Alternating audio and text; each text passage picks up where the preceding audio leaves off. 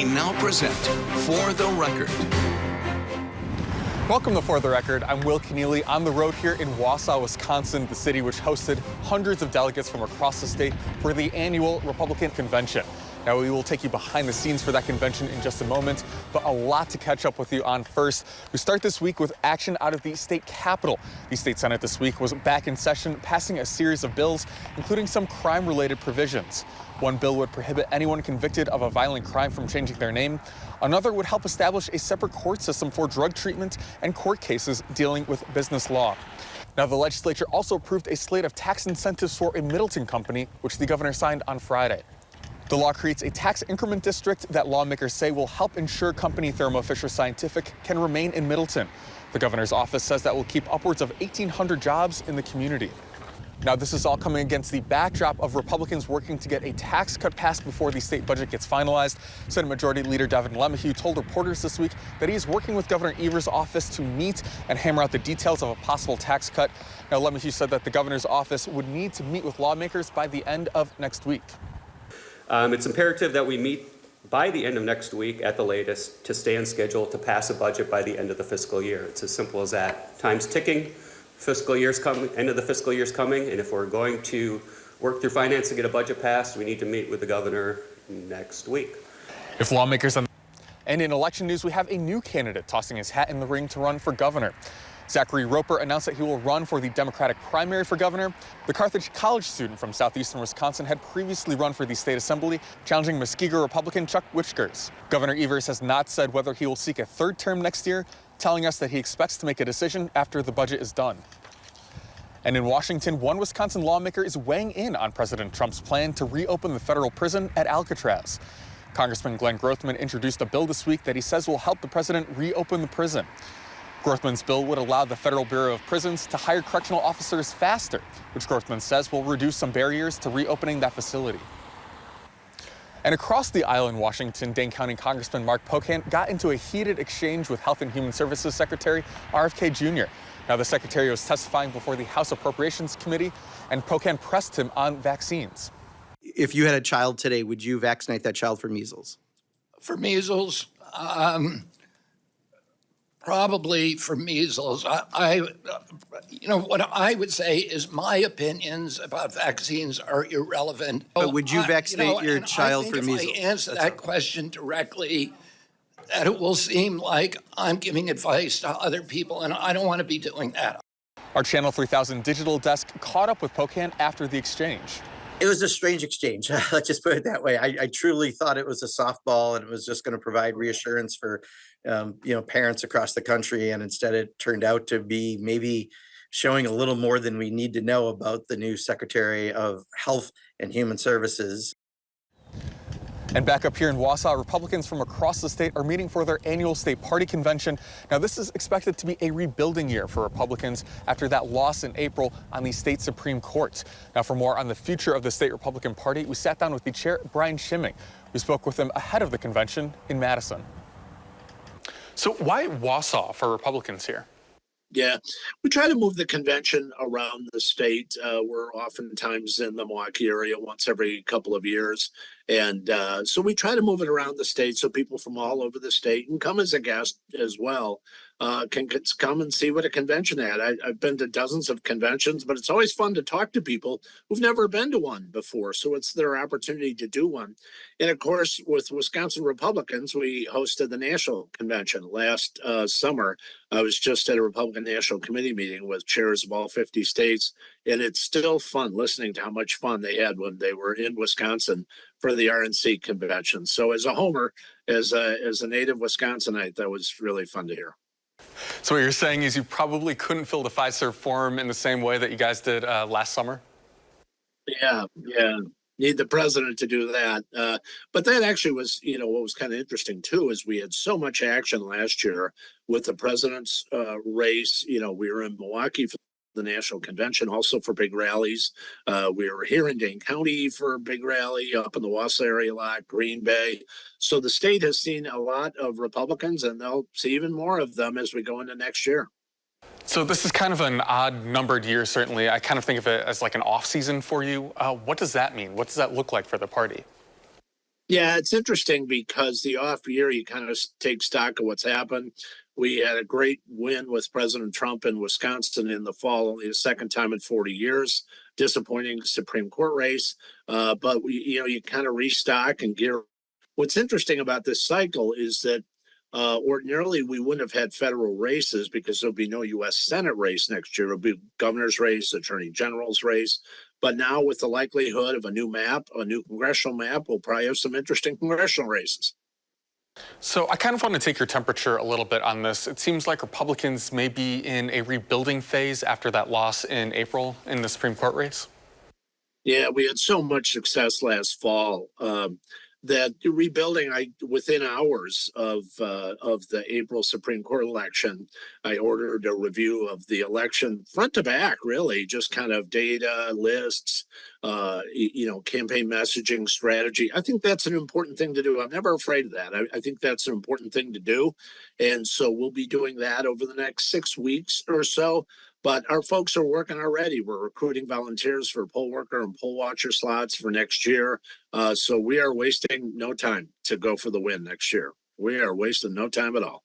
We've heard from Democrats that they are doing this year-round campaign idea. And, with this off-year election, we might see next fall the state Senate back in play.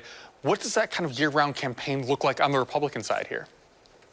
Yeah, in the legislature next year, the Senate going to be very, very close. I think the Assembly Republicans actually will pick up seats, but the Senate is going to be very, very close. So everything's on the line on the state side versus the federal side next year, whether it's the governor's or the attorney general's race, reelecting the state treasurer, but also control the Assembly, control the Senate. So it'll be very state focused in 2026. We've also seen on the Democratic side, largely because of Ben Wickler stepping down, them mulling new leadership here. Is that anything Republicans might consider heading into 2026 here? Yeah, I think what we do is we're really taking a deep dive on just about everything. And so whether it's how we operate or fundraising or any of that, I like to ask the hard questions, and it's important to do it early in the cycle. If you're going to do that, you don't want to wait until the election year. You want to get going early, make the changes that you want to make operationally, and go. And we're doing some of that already, and we'll probably do some more once the review group gets done. But we're going to be unified. We're going to go forward. Now, looking ahead to that next fall election with that gubernatorial race on the ballot, we've already seen one Republican announce his intention to run for governor there. Now, just at large here, when we look at Republicans and what they want to see on that gubernatorial ballot, what kind of candidate are Republicans looking for? Yeah, I've said to folks who want to run statewide, I think I'm not against primaries, actually. But I just tell the candidates, we've now seen the punishment of having nasty primaries a couple of years ago in the governor's race and in the attorney general's race and a Supreme Court race. That never leads to victory. Nasty primaries. I'm fine with primaries. I'm just, when the primaries get to be a knife fight in a phone booth, it hurts the party in the general election. So I tell statewide candidates, keep it clean, make it about the issues, make it about themselves. Doesn't mean they can't take a punch here and there. But remember, Republicans don't win if we don't win in November. So that's the important date, winning in November. And we have a late primary in Wisconsin in August. I was just with state chairs from all over the country. A lot of them have primaries, April or early in the spring. So our primary is so late in Wisconsin that we can't afford to have that kind of nastiness in primaries without, paying a price for it. Well, I don't want to pay the price for it. We shouldn't have to. I think that was an advantage.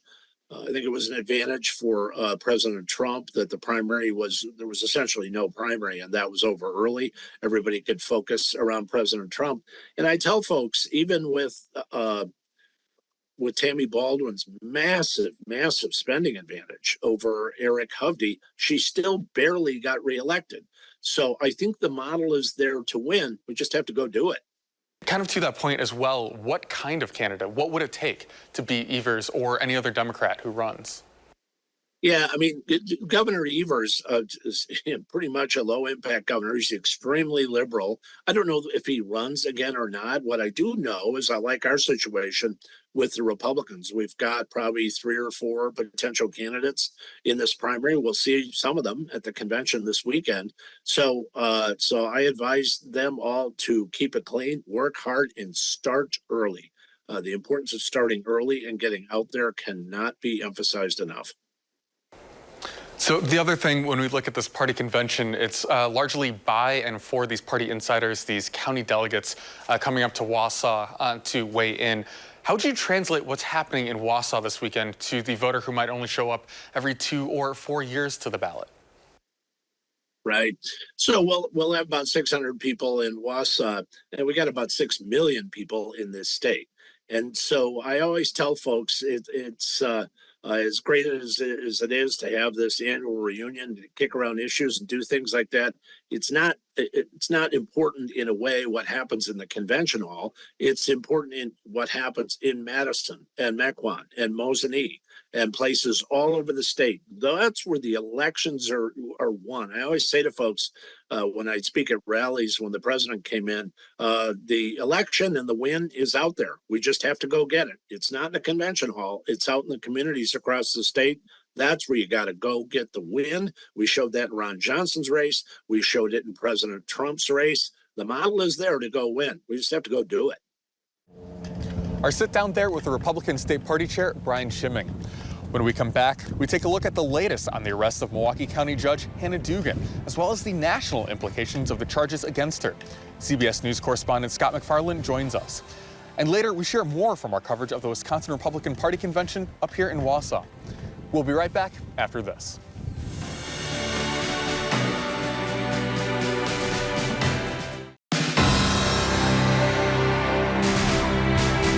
Welcome back to For the Record. I'm Will Keneally here in Wausau for the State Republican Party Convention.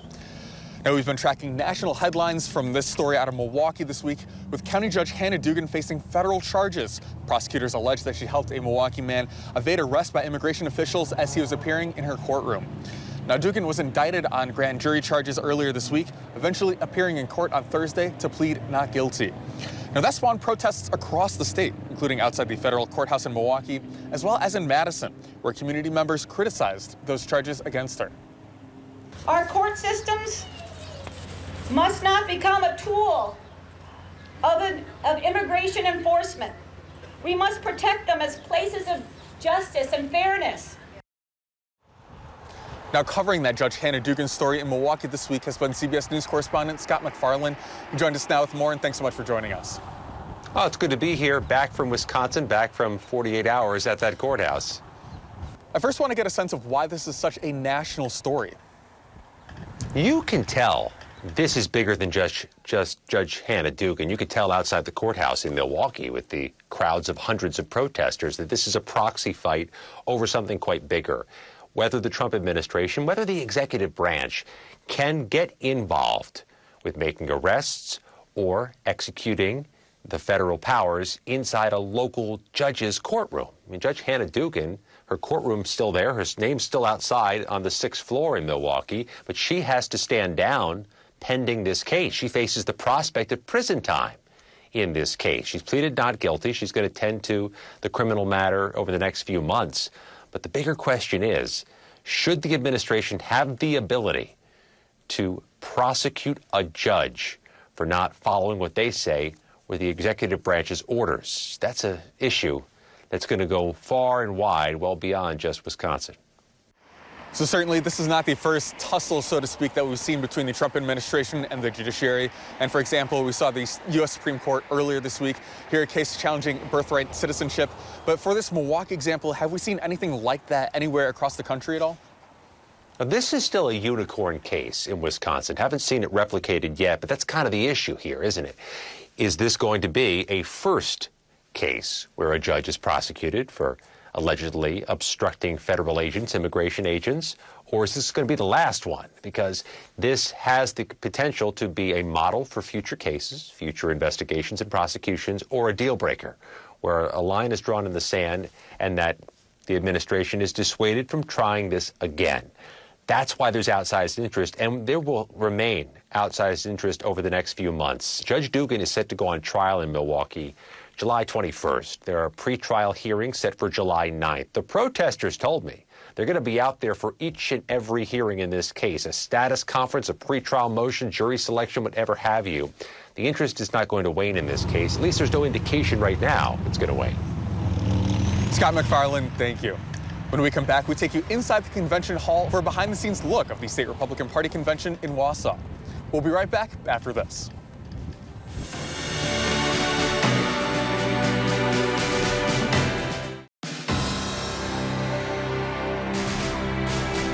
Welcome back to For the Record. I'm Will Keneally. We're here on the road in Wausau, Wisconsin at the site of the Republican State Party Convention.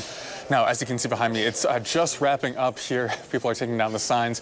Now, this room normally would be filled with delegates coming from counting parties, hearing kind of what the future will be for the State Republican Party.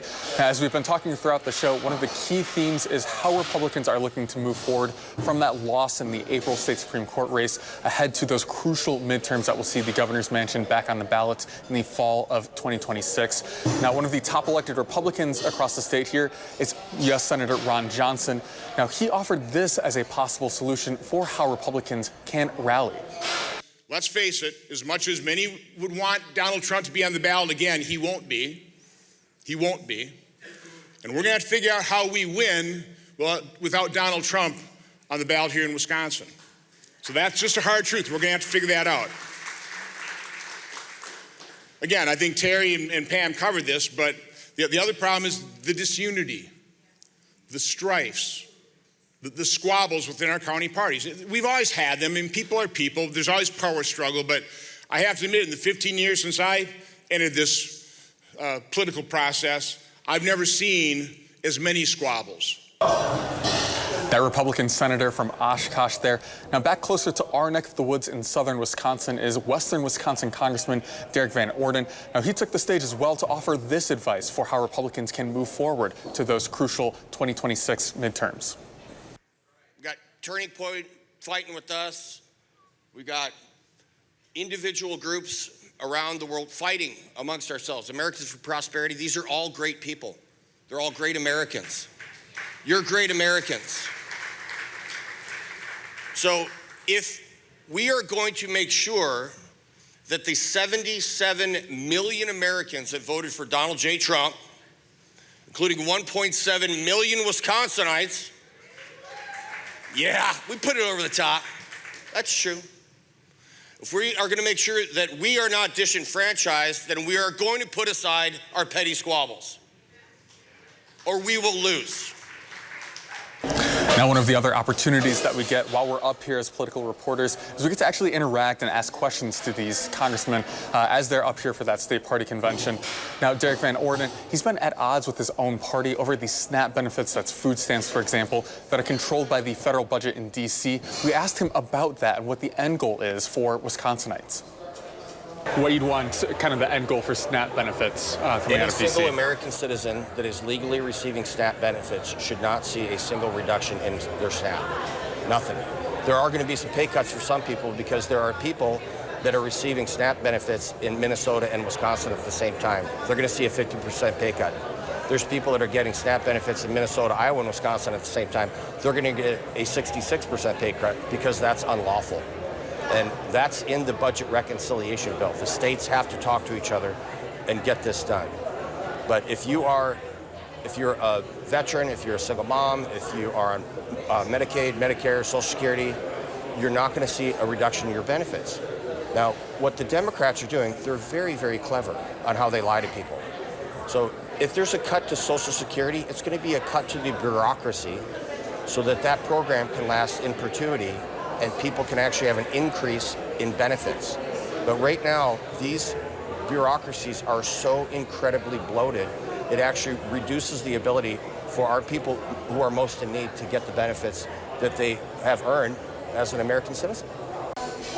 Now, among Wisconsin's congressional delegation that was here is U.S. Representative Tom Tiffany from the Northwoods. He's one of the Republicans rumored to maybe be considering a run for governor next year. Now, he took to the podium very critical of the current administration. In Tony Evers, Wisconsin, kids can't read. Kids can't read. We have fallen behind Mississippi in terms of literacy, ladies and gentlemen. No, I want you to allow that to sink in. Ladies and gentlemen, we have fallen behind Mississippi in terms of reading. I'm prepared to work with all of you shoulder to shoulder to make sure that we win in 2026. Let's get it done. That's it from us inside the convention hall. When we come back, we take a look at possible action coming out of the state capitol next week. We'll be right back after this.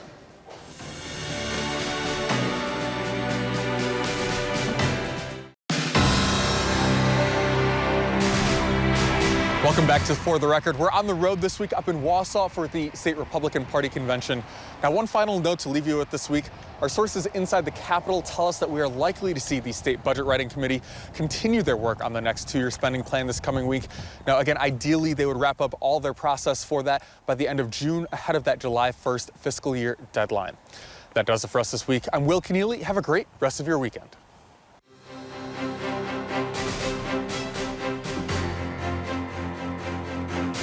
This has been For the Record.